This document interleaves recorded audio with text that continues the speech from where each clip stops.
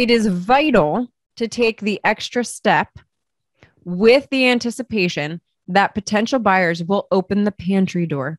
They will pull out drawers, especially the top drawer. You want to make sure that there is some sense of organization. Welcome to the Imperfectly Empowered podcast with leading DIY lifestyle blogger Ahna Fulmer to reclaim their hearts and homes by empowering transformation, one imperfect day at a time. Hello and welcome back to the Imperfectly Empowered podcast. I am your host, Ahna Fulmer. Today, we are going to talk over 24 staging tips to sell your home and make it look magazine worthy. Maybe you're not even wanting to sell your home. Maybe you just want to give it a little bit of extra aesthetic appeal because you're hosting a large party or you're holding an event at your house. Or maybe you do want to sell your house and you want to know what are the tips and tricks to giving your home that added appeal. Let me tell you a quick story. Here's how I know that you can make your home look more than it is actually worth. When we were selling our second house, so we've fixed up 3 homes now.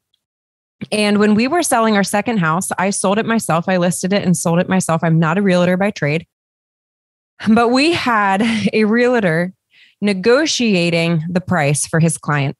And he was suggesting that the final appraisal for this house wouldn't be high enough due to the neighborhood. This home was listed significantly above the rest of the neighborhood because we were ahead of our time and the neighborhood. And I kid you not, this is what he told me over the phone. He said, "It is a beautiful house, but your staging makes the home look like more than it is actually worth." Thank you. I think, what do you even say to that? By the way, we had no problems with the appraisal. It sold for $30,000 over the most expensive home in that particular neighborhood at the time. So we elevated the value for everybody else. And the bottom line is this. He's not wrong in the sense that staging can make a home look more than it's actually worth. This is what I would consider a magazine-worthy approach, because in reality, even though a picture is worth 1,000 words, a picture can also be incredibly deceiving. So we're not trying to hide things, to be clear, when we are staging a home. We're simply trying to give it a nicer look using what is already there. Be sure to watch this video to the very, very end. I'm about to get into the staging tips really shortly. However, I want you to know that at the end of this video, there is going to be a before and after house tour of the 3rd home that we just sold, that we fixed up and sold, where I am showing you in real time what I did to stage the house. So each of the before video shots is directly before I staged that room for the pictures. There's notes on it. It'll just kind of show you in real time what I'm looking for and how I'm assessing a room before I stage it. So stay tuned, watch to the end of this video, and then you will see that before and after house tour, give you a little bit of added help when you go to stage your home. Okay, here we go. Staging tips to sell your house. First, number 1, let's talk about curb appeal. I want you to remember that in all of these tips, photographs are the most important part of selling your home. When we talk about these staging tips, a lot of people forget about the photos. This is not just for open houses. This is not just for, showings when people are walking through your home. Most importantly, if you don't have the time to stage your home more than once, then these tips should be used for the photographs. Let me repeat that. If you don't have the time to stage your home more than once, these tips should be used for the photographs, because a potential buyer will spend more time looking at photos than in your actual home. Potential buyers will spend more time looking at the photos than they will actually in your home. This means if you are going to use these tips, you must use them for the photos. Repeat them, maybe in half measures then, for the open house and showings, but absolutely use them for the photos. I cannot believe some of the photos that I have seen. And then make sure you get high quality photos. Let's talk curb appeal. So keep in mind the first impression that a potential buyer will have of your home is the exterior. This is typically true even for photos. It's usually the primary photo that is shown. Some easy tips to make sure that you are giving the best first impression that you can. Lines, even if that's not normally what you would do, make sure that you have nice, clean lines. Place one decorative item on your front door that is seasonally appropriate.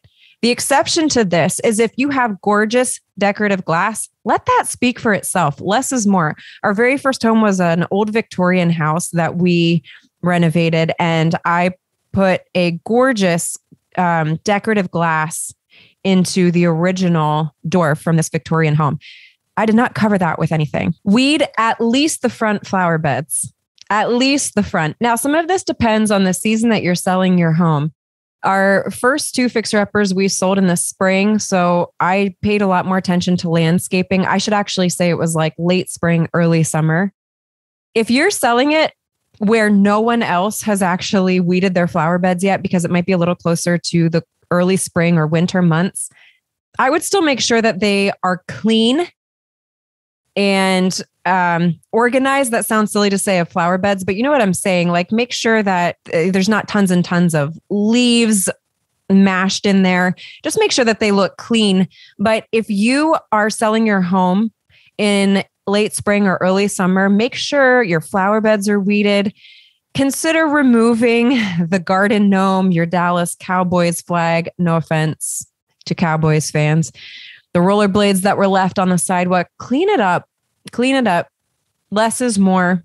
Generally speaking, in all of decorating, less is more. If you have furniture on the front porch, give it a once over. Step back, take a look at it. Is it adding to or detracting from the first impression? If it is rusted and the seat cushions are super faded, give it a little makeover. A little bit of spray paint goes a long way. You can actually spray cushions, by the way, if you are just simply wanting to give them a nicer look. Consider adding a decorative pillow or two. That would be one hack if those cushions are really faded. That would be cheaper than simply buying new outdoor furniture. Just consider running to Target and throwing on a, cheapo but nice and bright outdoor pillow. If it is beyond cutesifying, however, yes, cutesifying is a word. Welcome to the Imperfectly Empowered podcast. We're empowering you to just make up words. But if your furniture is beyond cutesifying, just get rid of it. Truly, less is more. You do not want to detract from the overall look when somebody first walks up. Consider placing a couple of planters from the store on either side of your front door. Maybe you don't have an artistic eye. That's okay. Flowers are like a no-fail way of making something look prettier. It just simply is. It is the rare person I've ever met in my life that looks at flowers and thinks, ugh, why would you put flowers here? Right? Flowers just make everything look nicer. So put two planters that you bought from the store on either side of the front door. If nothing else, it will give a little bit of color to the front and it will draw your eye to the entrance of the home, which is really what you want to do. Nothing flashy, just keep it neat and organized. Ferns also, by the way, are a wonderful way of adding some greenery to the front door. And again, just give everything else a once over. Get rid of flags and just unnecessary garden gnomes or things in your yard that you could potentially get rid of. Let's talk lights. Lights. Now, here's an interesting scenario. When you are photographing a home for a magazine or for a blog, and you are trying to take pictures of your home, it is generally understood in natural light. You actually want to photograph your home in natural light, except for real estate photos. And I think this is because one, light makes rooms look bigger, but also you are trying to light every shadow in every corner of the house. So this is also going to be true for showings, for open houses. You actually want to turn every light on, every single light on. One of the other advantages to this is, let's say there's some uneven drywall or there's just areas of the home that are actually lit. The light will help hide that. Believe it or not. I know it sounds like the opposite, but it will actually make the home more appealing by turning on all of the lights. The shadows will be more likely to show like your seams in the drywall, or just make a home look smaller and maybe even dirtier. I know it sounds backwards, but it's true. You want every single light on in the house. I personally always open every door, including closet doors. I don't throw closet doors wide open. If they're like bifold doors, I will just open them enough so that they are slightly folded open so that it is easy for somebody to peek inside. I will slightly open most closet doors. The room doors, every single room door I have wide open. One of the reasons that I've always done this is I never want somebody walking through the house thinking there's something to hide. And in fact, I actually think people are less likely to open everything if the general impression of the home is that it is already wide open for everything to be seen. That being said, while we're talking about doors, and we'll get to this a little bit later when we talk about cleaning and organizing, just remember people will always pull open the top drawer. It's habit. People don't even realize they're doing it. They might not even register what they see, but they will open the top drawer of any cabinet. So make sure that you think about what those drawers look like. Organize your drawers is the takeaway there. This speaks to decluttering. Decluttering. This is the time to make your countertops look perfect. Bathroom countertops, kitchen countertops. How do you do that? If you typically keep a toaster, a can opener, a set of knives, a coffee maker, a basket of bills, and all your spices on the countertop, consider removing the majority of them to make it look more open. It will actually make your room look bigger, especially a kitchen, which is always going to be a win. The kitchen especially, prioritize the kitchen for everything, really. If you're struggling in your kitchen, you can try Googling staged kitchens. Definitely take a look on my blog, Google kitchen for finished photos of the kitchen just to get some ideas for staging, how to keep it less cluttered appearing. If you have a lot of knickknacks, if you're a knickknack person, I am for the most part not a knickknack person, but even just from a decorative standpoint, a good rule of thumb is to stage items in groups of 3. Odd numbers, slightly offset them. This is also true for pictures on the wall, by the way. Groups of 3. So if you have a shelf that is just full of stuff, you want to try to arrange them in groups of 3, or you want to take the majority of stuff off of the shelf and try to arrange them in odd numbers. If you have 10 items, try to cut it down to 5. Less is more. Pick 3 and arrange accordingly, if at all possible. Don't forget bathroom countertops. Same thing. Declutter.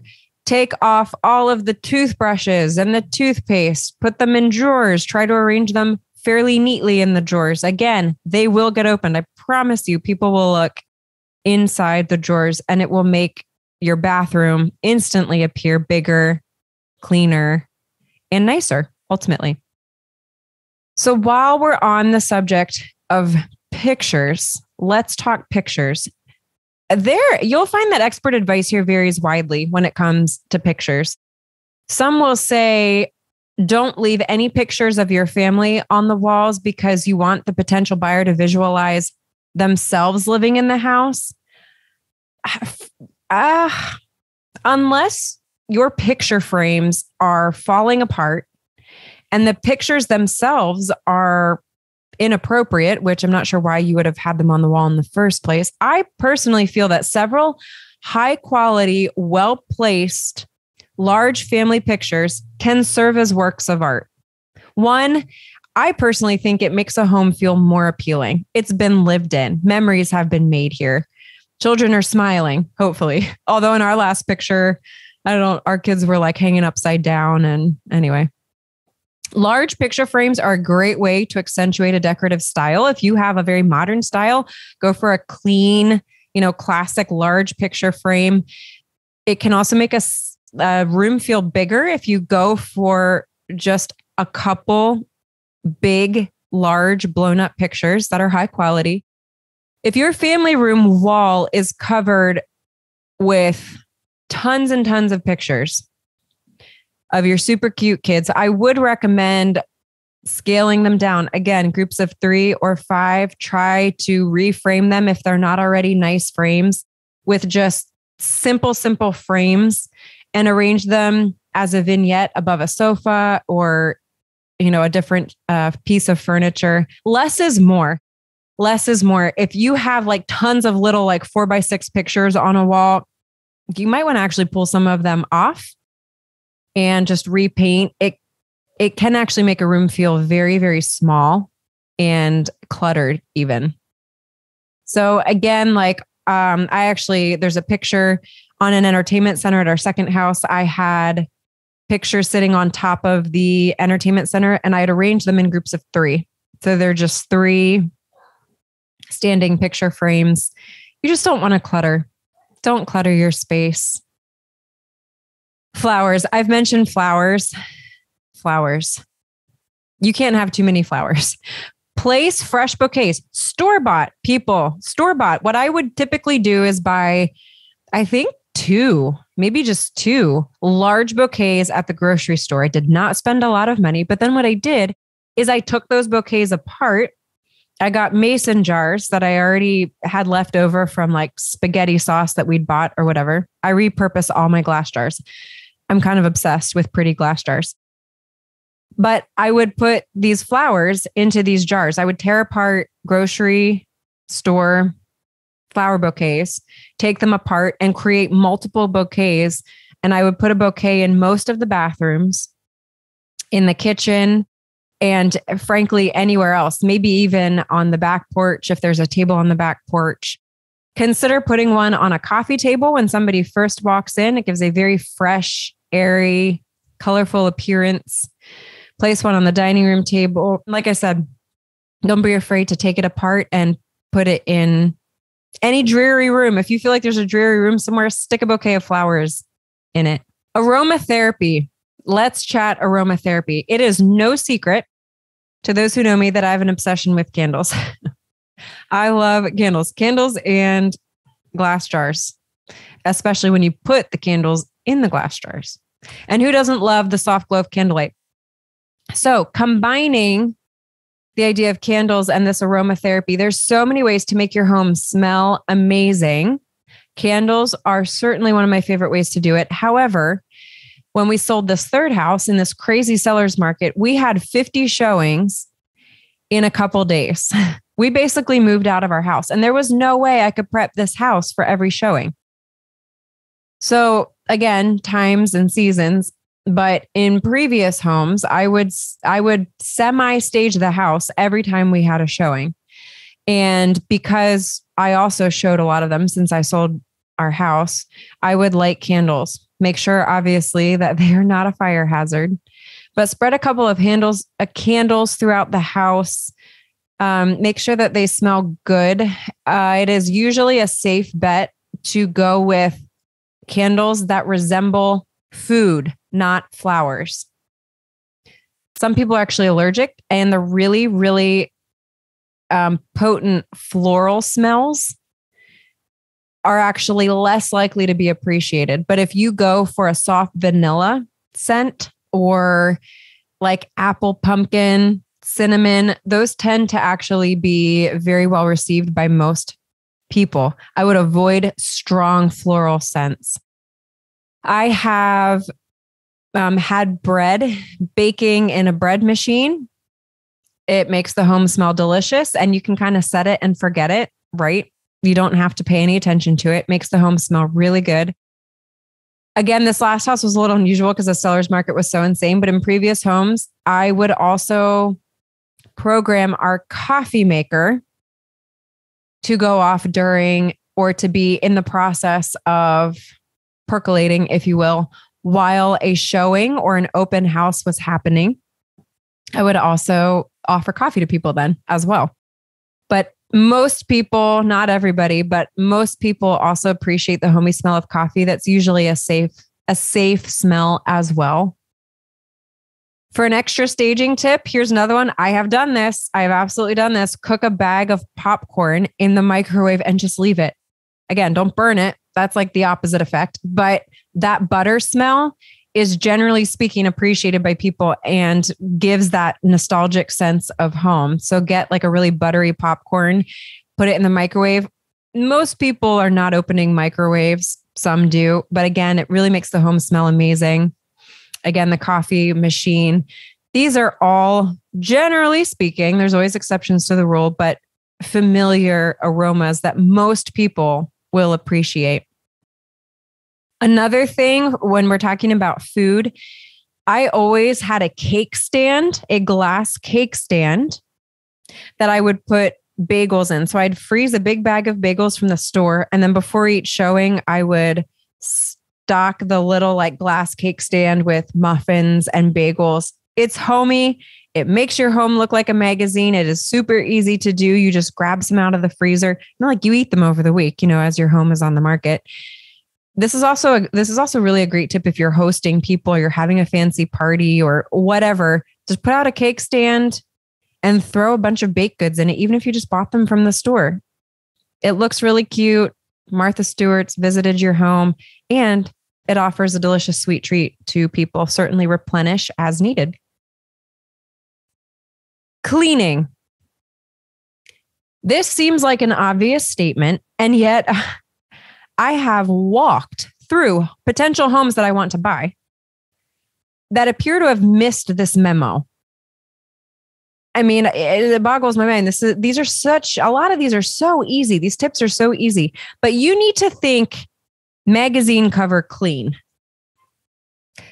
You can consider hiring a cleaning service to give your house a thorough deep clean the day before or the morning of your open house or party or whatever, or find a friend who loves to clean. I can tell you right now, I am not that friend, which is really strange. I know people are always like, it's so funny to me that you don't love to clean. Now, if you need something organized, I'm your girl. I love organizing, but this is not the same thing as cleaning. You need your closet organized. Hit me up. I'm all about organization. Cleaning, I never feel like cleaning, which is why we've hired a cleaner for many, many years. An important note here as well, when we're talking about cleaning, if you smoke, even if somebody smokes outside the house, cigarettes that is, or cigars, if anyone smokes even outside the house and could potentially bring it in on their clothing, or if you have pets, I would seriously, seriously recommend professionally cleaning the carpets, or just hiring a professional cleaner, period, who can also help purify the air. And the reason I say that is this. As somebody who has never smoked, I never grew up around those smells. I also never had pets. I never grew up around pets. This sounds like an incredibly judgmental statement, but bear with me here. The reality is, it is not a clean smell to me, and I smell it instantly. I am not saying that people who have pets or people who smoke are dirty people. Please hear me when I say that. I am not suggesting that at all. But if I am walking through a home where I smell that, clearly it smells dirty to me. Just be mindful that if somebody does not have pets, especially the smoke smell, it can detract from the impression of your home. Just be very, very conscious. That is somebody who I would highly, highly encourage to, one, professionally clean the carpets, or hire, a friend or somebody who knows what they're doing. Or potentially hire somebody to deep clean the home. Here's another option. You can also get one of those vacuums that washes the carpets. It looks like a vacuum, and it has the brush that spins underneath, but it actually washes your carpets. They make them specifically for pets. I actually have one. I can make sure that it's linked on the blog post and in the show notes. It really does work. It's kind of amazing. I use it for my rugs because we don't really have much carpet. We just do rugs. But again, a pet or smoking, it clings to those carpet fibers. Highly, highly, highly recommend cleaning. Another time-saving tip are robot vacuums. Oh my goodness. Especially when I was selling our own homes, like in the first 2 houses, the second house, I had a robot vacuum. It was actually the recommendation of our cleaning lady. Oh, I've never gone back. Again, don't love to clean. And it's absolutely amazing. They do work. People always ask, do they really work? 100% they work. And you press a button, it vacuums your house. Such a lifesaver. This is linked in the show notes. Ours also seconds as a pet. Lily rides it. She doesn't anymore because he won't move if she's sitting on top of him. But when we first got it, Lily was about 1 and she would always ride our robot vacuum, and he was named D-Bot. So who needs a pet when you have a robot vacuum? Highly, highly recommend it. Both of those vacuums that I just mentioned, whether it's to clean your carpets with water and soap, or it is just simply to save time with a robot vacuum. Those are both tips to clean, work smarter, not harder. Here's the piece that I want to point out, though. We just talked about cleaning. Now let's talk about organizing. They are not the same, as I've already mentioned. After you declutter, that means you remove things from your countertop. You remove things from shelves. You maybe remove decorative pieces from a bookshelf or something. Then you need to organize what remains. Decluttering means you've removed the excess items because less is more. Taking away things actually makes the space look bigger and cleaner, but you need to then organize what remains. Arrange it in such a way as to visually optimize it. Arranging in groups of 3 is a decorative hack, or 5 or 7. It depends on how big a space you're talking about. Unless you are selling a home as is, which in that case, you can pretty much ignore everything that I have said so far. It is vital to take the extra step with the anticipation that potential buyers will open the pantry door. They will pull out drawers, especially the top drawer. Any place that you look that has a top drawer, it will get opened, I promise you. I do it. I do it myself. I open it. I don't even think about it. You want to make sure that there is some sense of organization. The linen closet in the hall. People peer around shower curtains. People peer, in fact, some people just open them and then leave them there. That drives me nuts. When we had this 50 showings, it was crazy. I'd come back after like 10 showings in a day. I'd come back to my house. And I was always so surprised, like the things that like lights were left on. And anyway, be respectful, people. But people will look behind shower curtains. People will open just about anything and everything. Just be conscious of what the drawers look like. Don't give them any reason to think twice. Don't give them any reason to think twice. That is the bottom line.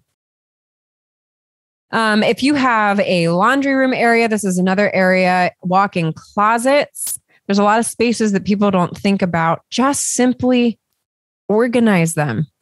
Organize them. Make sure your hangers are not like one is flipped up and one is fallen under the clothes on the ground. And, you know, your shirts are all arranged in weird ways. And maybe one is sort of on the hanger, another one sort of falling off.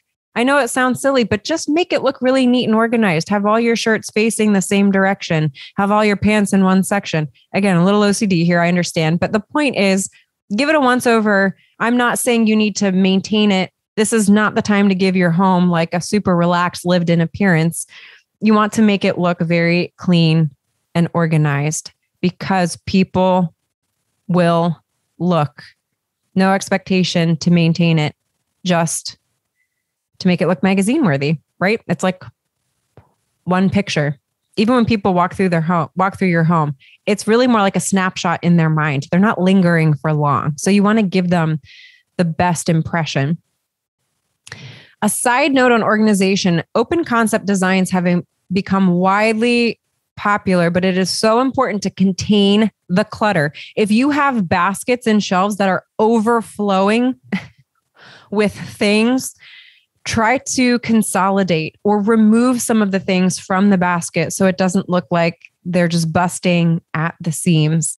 Make sure that they also look organized. Make the beds. People, make the beds. I cannot tell you again how many pictures, like home pictures where the beds aren't made. Let me be really clear. I don't make my bed every morning. It's never made any sense to me because I'm just going to get in it again. And nobody goes back there except for me. Even I hardly go back to my bedroom after I leave it early in the morning and I shower and I come back and dress. For the most part, I'm not back in that room until I go to bed at night. So I don't even hardly see my unmade bed. So to be clear, I don't even make my bed every morning. However, if I am going to put a picture of my bedroom up for the public to see because I want them to consider buying my house, you better believe my bed is going to be made. Make the beds, every bed. Don't allow somebody to come in and snap pictures of your home without the bed made. If you are having showings, make sure the beds are made. You do not have to have the room absolutely pristine and spotless, but please, please, please make the bed. Make the bed. Make sure play tables are organized, kids areas. Again, just organizing makes such a difference. Keep them in baskets, keep them hidden in toy chests, just so there's not a ton of loose toys strewn about the floor. I actually have an example on the blog. When we sold our second home, Lily's bedroom at the time was also the guest bedroom. It was a mismatch of furniture. There was stuff, nothing matched, but I still had it organized. And you can see that picture. The point is you don't need to buy out Pottery Barn to stage your house. Organize what you do have though, and give it the best aesthetic visual appeal that you can. Here's a bonus tip. If you have renovated your home, if you have added value to your home over the years, put a plastic placard in any room that you added value to and write it out, type it out on a piece of paper that's printed and then set inside the placard. One, it helps you think through all the ways that you've added value, even if it's just a fresh coat of paint a year ago. Write that down. Fresh coat of paint in 2021. If you replace the entire kitchen, write it down and put it on this placard. If you have invested a lot of time into this home, put it on a placard in each room. I did not end up doing this on the third home, although I wrote a very, very detailed description for the website that included all of the major updates. But I did do it for the first two homes. And again, we sold those two homes for $100,000 over what we bought it for, profited 40 to 50 on each home. That was outside of a crazy seller's market. Like this market right now is nuts. It's not a baseline. Where those first two homes, I kind of took every step that I could to make sure that we maximized our profit. And I just think it helps a potential buyer see all the work that you have put into this home. And it also shows transparency and attention to detail, which is appealing to most people, whether they can even recognize it or not. A technological tip is to add a QR code. And you can even offer, like, if you want more information, scan this here. If there's something else, like you have a solar system that tends to be a frequently asked question, or if you have, a seller's disclosure that somebody is going to want to see, just simply link it and it can auto-populate an email that will go right to your realtor or yourself if you're selling your own home. And then you can just reply, send. So don't be afraid to use QR codes on those placards as well. Coming up, stay tuned right here. Don't go anywhere. I am going to actually show you a video of the before and after staging of this last house that we sold. There's notes on it showing you in real time what I did. These videos, quite literally, the before picture is right before I staged the home for the photos, right before. So this will show you in real time kind of my approach, the things that I'm looking at when I'm staging a room before putting it on the market, before taking photos of it. I hope these tips are helpful. Again, whether you are trying to sell your house, whether you're hosting a party, to give your home that magazine-worthy look.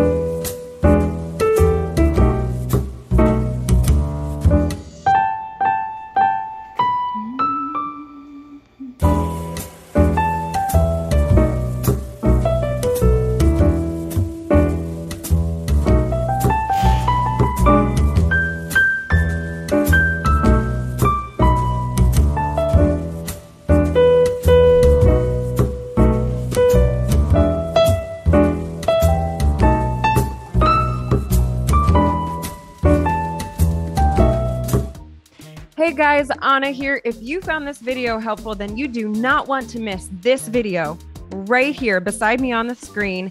Click on it. I know you're going to enjoy it. You guys remember, you cannot be redefined, only redeveloped, one imperfect day at a time. Your story matters, and you are loved.